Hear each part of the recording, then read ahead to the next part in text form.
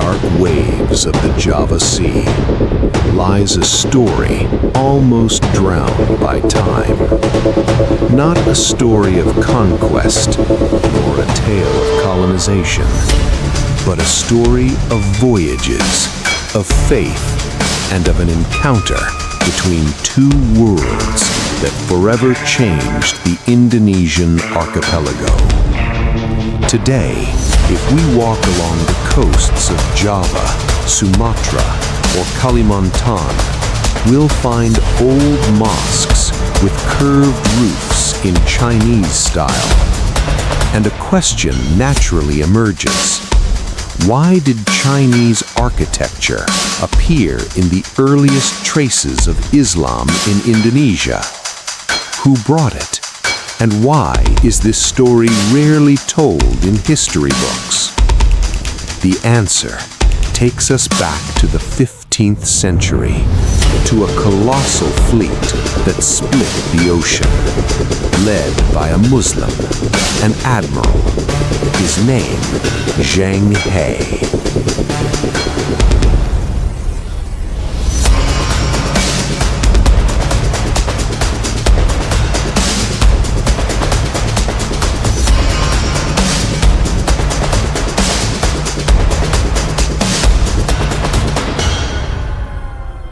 Before the world knew him as Zheng He was just a child named He. Born in Yunnan to a Chinese Muslim family devoted to knowledge, discipline, and faith. From an early age, He learned that the world was not only vast, but also full of responsibility. Fate would later bring him to the very heart of the Ming Dynasty. In the imperial court, he wasn't known as the most brutal warrior, but as a thinker. He studied maps, he read the stars, he understood the wind. And among all those lessons, he learned something profound. Power without wisdom only breeds destruction. His loyalty and intelligence led Emperor Yang to entrust him with something the world had never seen before. He was given a new name, Zheng He, a name that would echo across the oceans.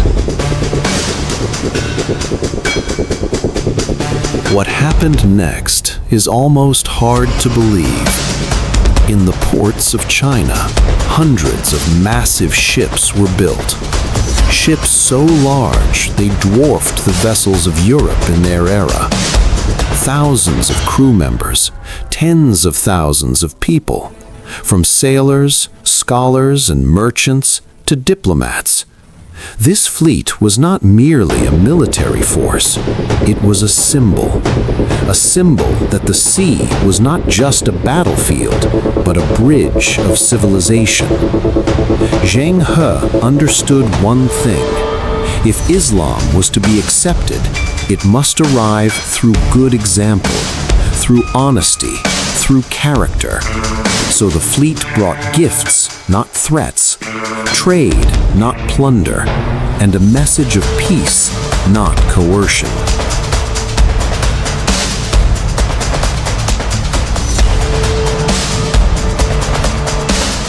But the sea is never fully merciful.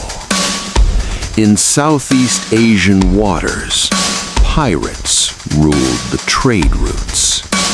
They lived on fear, on plunder, on blood.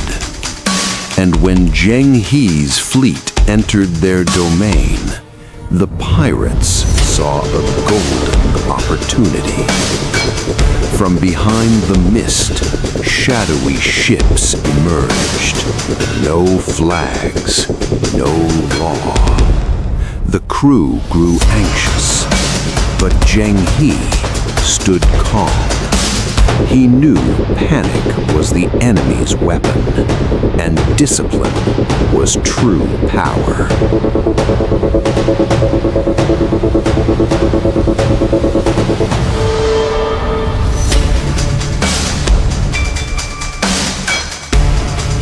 Cannons thundered and shattered the sky.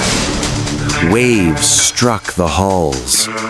Fire, smoke, and screams filled the ocean.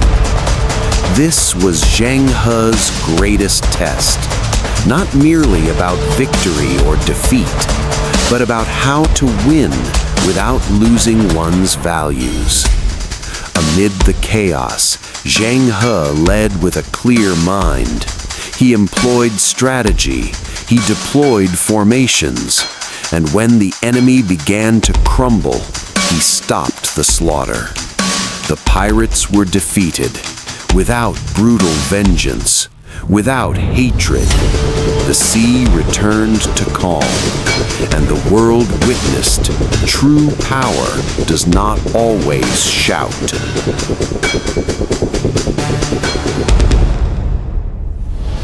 When Zheng He's fleet arrived in the Indonesian archipelago, they did not come as conquerors. They came as guests, as friends. They traded honestly. They respected local customs and held dialogue with scholars and local leaders. Mosques began to rise with blended architecture. China and the archipelago. Islam spread not by force, but by example, by character, by peace.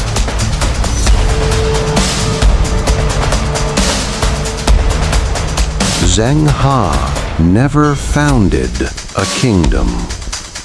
He left no throne, but he left something far more enduring, a legacy of brotherhood, of fair trade, and of Islam growing alongside local cultures. This story reminds us that Islam came to the Indonesian archipelago not by the sword, but through wisdom, through knowledge, and through righteous character. If this story touches your heart, share it, because history like this deserves to live on.